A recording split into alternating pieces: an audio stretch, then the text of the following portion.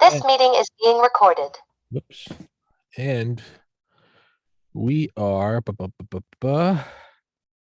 recording with Dr. George Fareed for episode 806, Tuesday, May 10th, 2022.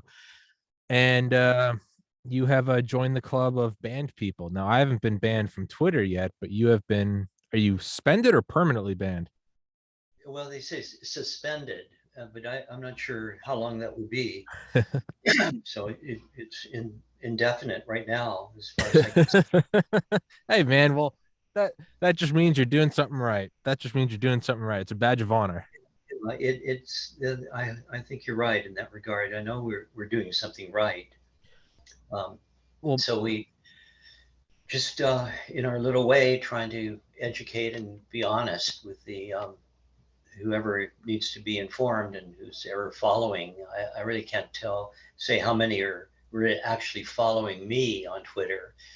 I did put a lot of videos of testimonials throughout the pandemic on Twitter, and now those are all blocked. Unfortunately, there were hundreds of, I mean, 100 or more very nice interviews of patients who responded to early treatment, and hopefully that's the main reason I'd like to get it reactivated so people can, if they would like, see the videos. And do you not have the video saved anywhere else? but those are what we cite and refer to in our book, Overcoming the COVID Darkness with Tyson Fareed, and then also on our web site, new ones that are continually being obtained. Because everyone has done so well from the very beginning. I don't know if you've seen the new book by Leake and McCullough, a tremendous book that The Courage to Face COVID-19, really a phenomenal book.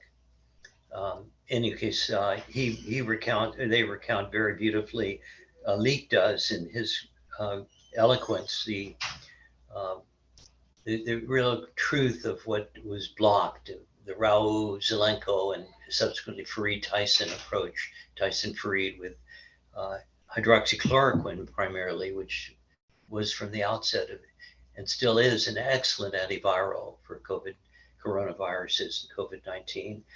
And I think this is, the more books are written, the better it is about the tremendous crime that was committed in the whole pandemic. I was going to say your book, Coming Out of the COVID Darkness, is fantastic, and it's on Kindle, Amazon Kindle, and I believe it's on Audible. I think that's where I listen to it. Audible and on paperback and hardcover. Beautiful. The Leak and McCullough book is on Amazon on Kindle and paperback and hard copy. They state the courage to face COVID-19, preventing hospitalization and death while battling the biopharmaceutical complex. And that's truly what it was and what it is. And it's just becoming more and more sinister, quite frankly. I will put the links to your book in the description as always. And what I wanted to say was there is something especially dystopian about you getting banned, because the videos that I've been following, and that's what I said to my mom last night on the phone, if there's ever been a more kind of detached and just objective scientific misinformation than yours, because yours truly was just video clips of individuals saying what they did and how they got better and what their experience was. There was no fantastic claims. There was not someone like me who's not an MD. You were just showing videos of your patients. It was as clear cut as could be, and they struck it down as misinformation. Yeah, I presume someone had came across it and of that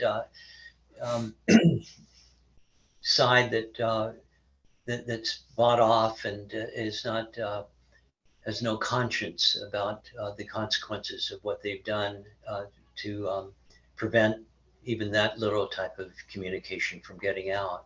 But unfortunately, the book is still there. Our website has a lot of information, and we'll continue to expand that, the overcomingcoviddarkness.com. So it's, and then we have no changes in everything. NIH did come out with guidelines that are rather cumbersome, but they did at least acknowledge early treatment, and they promote Paxlovid and molnupiravir. And now, in addition, they recommend early IV infusion of remdesivir as the early treatment option, which it's just so pitiful, quite frankly, of a toxic substance that it may have some merit as a protease inhibitor, and probably anything you do with agents that do impede the virus is helpful. But the easiest thing from the get-go, and still is, the use of the repurposed medications, and they give no consideration or recognition of those, even with the avalanche, the overwhelming amount of evidence in their favor, particularly for hydroxychloroquine and then also ivermectin. But they talk about the a newer variant active monoclonal BEB, abbreviation for it, is an infusion option if it's available. And they talk about they don't even talk about vitamin D or zinc, things that we feel are crucial for helping people. And then they talk about the vaccination, of course, with which is not really their gene therapy or gene infusions to modify the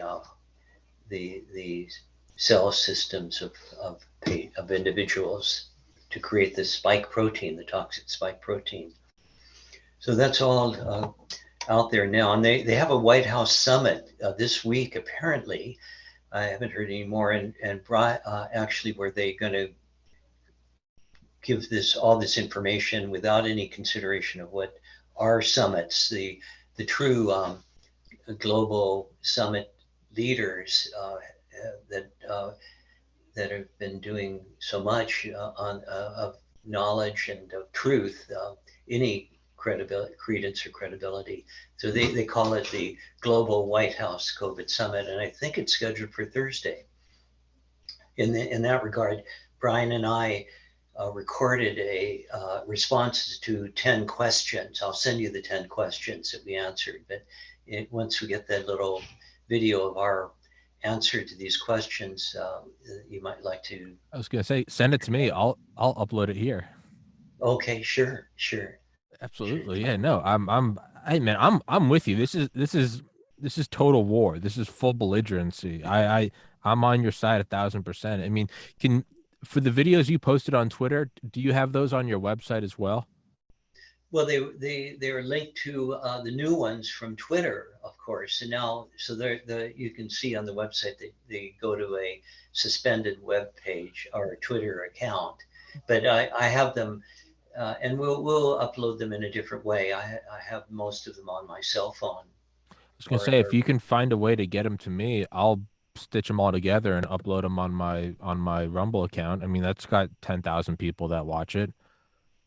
Okay, I'll do that. Actually, Yeah. I'll send a series of them to you. 100%. I've said it before, and they're not empty words. It's my platform is yours. I'm with you. We are allies against the biopharmaceutical complex.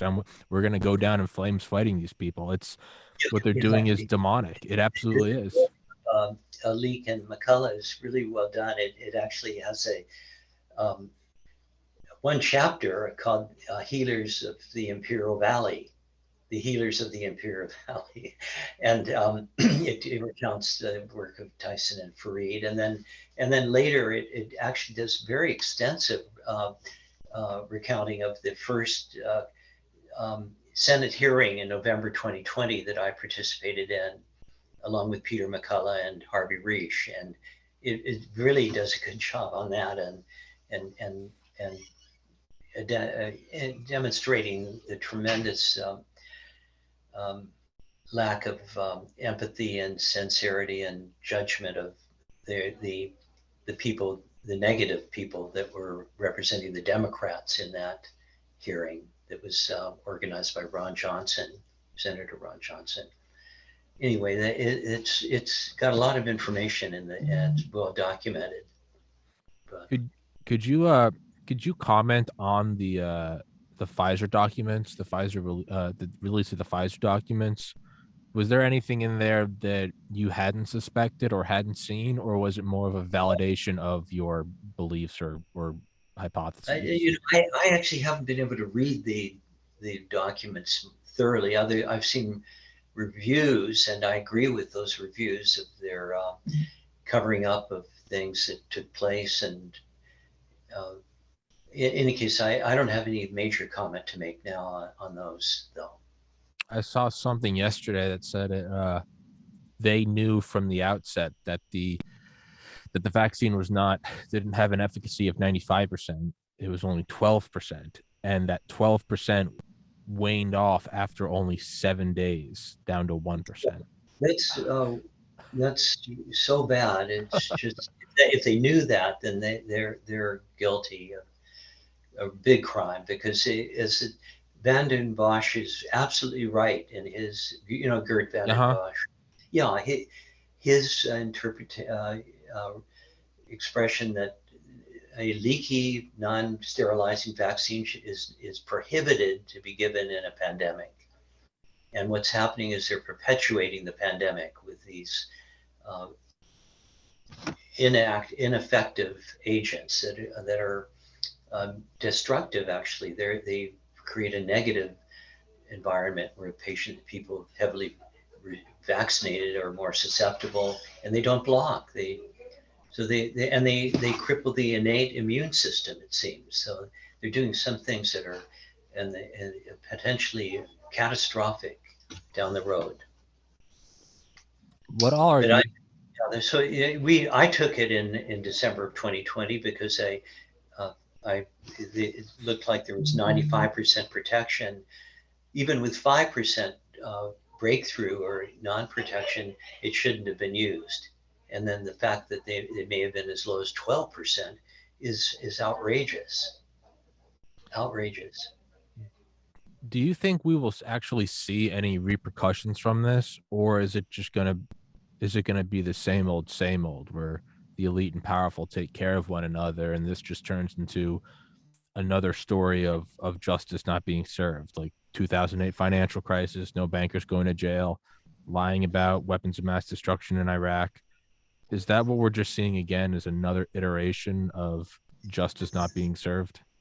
I don't think so, Tommy, but I don't know for sure. Maybe that's really just very disappointing, of course, and disillusioning. But I just there's been such a crime committed and so much suffering that it goes beyond the pale, beyond what one can envision as sloughed off or ignored. And I think we just need to keep our voices high and stay out there and get people like Brian Tyson elected to Congress. And Dr. Fox. Yes, and Dr. Fox. Yeah, you're right. And you said, so before we start recording, you said that you guys are swamped right now. Is this primarily still COVID, or just unrelated? What did you say? What's prevalent? Before we started recording, you said that you guys are swamped this afternoon. Is it still? Because I have a high patient volume. Oh, it's not COVID related. No. These are not COVID. Okay. No. Thank goodness. It's just complicated patients that happen to have a preference for making appointments with me. Yeah, very complicated patients. So yeah. I actually have to leave shortly. But I'd like to get to you the questions that we've had videoed.